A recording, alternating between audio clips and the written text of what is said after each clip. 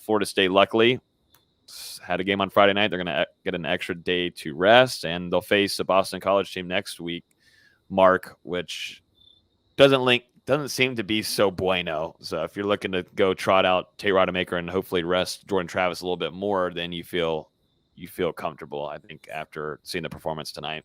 Yeah, a lot of people thought Boston College was going to be a factor, but yeah, they lost to Virginia Tech by 3 scores, lost to Rutgers. They might be the worst team in the Big Ten. Yeah, not looking good for them early on. Well, we won't ask you to, because you can imagine Jason was on right after the game, and Jason gave us the full schedule breakdown as he loves to do. Well, if they do then they're going to be 6-2 when they did. So we got all those scenarios played out. Yep. I like to keep it week by week as much as I can. I can't look ahead too far. The Boston College one, I can look ahead to as much, just because, like you said, they doesn't seem like their most impressive team, but you are looking at a potential 4-0 team going into that Wake Forest game, which is at home. Yeah. You're looking at a potential college game day type of situation if Wake Forest stays and Sam Hartman's doing his thing, now fully cleared. You're looking at maybe a college game day or definitely a primetime game inside Doak Campbell, but a 4-0 start for Mike Norvell. You're only 2 wins away, from bowl game play. A whole different kind of start for Florida State fans. Yeah. Or even people covering the team. This is it's a different world. It's a little bit different than 2-3 last 4 years or so. It's a fun team to cover, definitely when they're fighting like this. It's a fun coach to cover too, just to see the practices and how hard they really do work. I mean, this team works their tails off in practice. I wish we could share everything that they do, but they work their tails off in practice, and they deserve a win like this. And this is a ranked team. I'm expecting them to be ranked after this weekend. Mark, I don't know about you, but I would expect them for a team to go up like this and be without your starting quarterback for the second half of the game and be without Jared Verse like this. I'm expecting Florida State to be in that top 25 on Sunday, Monday. Well, Logan, they will most likely, almost assuredly, be ranked in the rankings that count. Yeah. So, I was going to say. And the last thing I'll hit you with, unless you have anything, well, I'll hit you with 2 things before we go big picture to end it. And obviously you've got the floor if you got any other points to make. This still being a team that's trying to work through some things, we can expect some more nail biters, and they may need a kick. So Fitzgerald misses 2. The last one was one of those deals where you can't ice the game, but you can at least put yourself in a position where they have to score a touchdown to force overtime. So it's a pretty big kick. It's a makeable kick. I don't know what the distance was. It wasn't that. It was short, 36 and 37. So yeah, exactly. That's the reaction I had while watching that. That's just something he's got the talent. We've seen him make these before. Way farther than that. It's just a mental thing. Yeah, with him, and I don't know what you could do really to fix that. We saw a little bit with Ricky Aguayo, really talented kicker. And definitely coming from that family heritage of the Aguayos, but things started happening mentally with them. And I think that's what's going on with Fitzgerald. You also saw Mastromano have a shank punt there for like 20-something yards, 24 yards. Special teams, kickers not helping at all. And it doesn't help, too, on positions on the field. You're putting bad field position on both your offense or defense, just whichever way you're doing, either kicking or punting. Put yourself in a really bad position. That's something Mike Norvell absolutely hates. And so he's going to have to find a fix. That's one of the biggest things with that defense, along with special teams.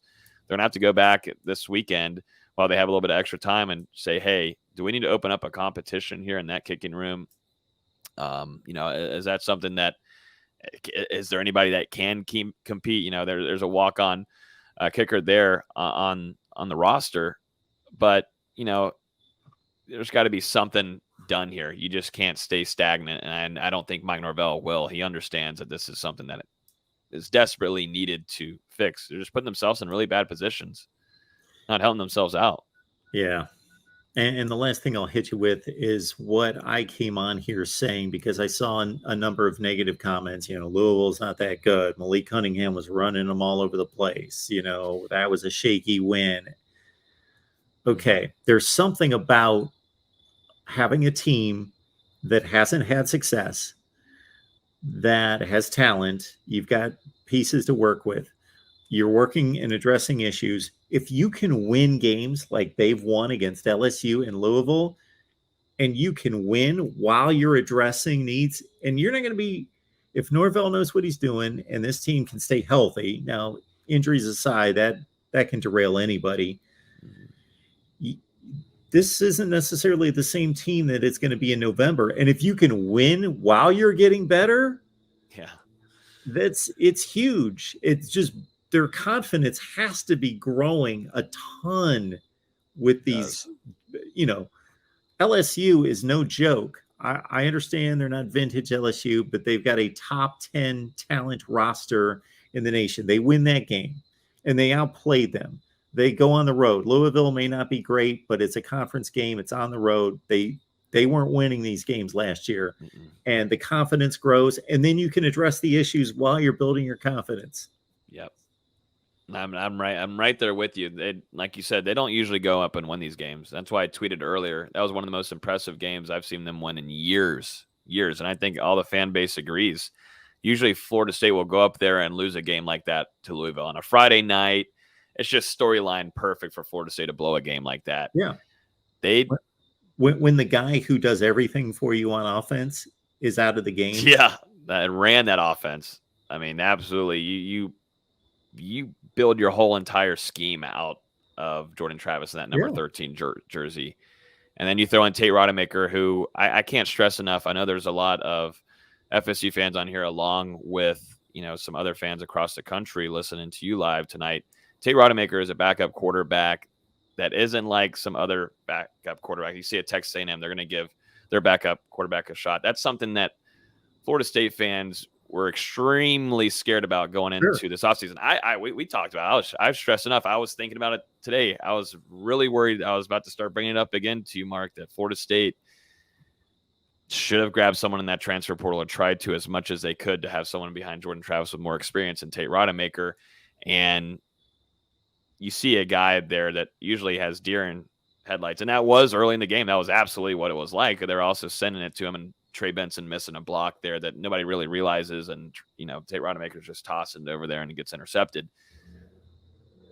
Growth there, and Mike Norvell continuing to press that this game is not over. You've got to stay dialed in. And it was a winnable game from the very beginning. You had a great drive there from JT. It was just a big time win for the circumstances they went through, and so many starters being out, some for plays, some for the entire game.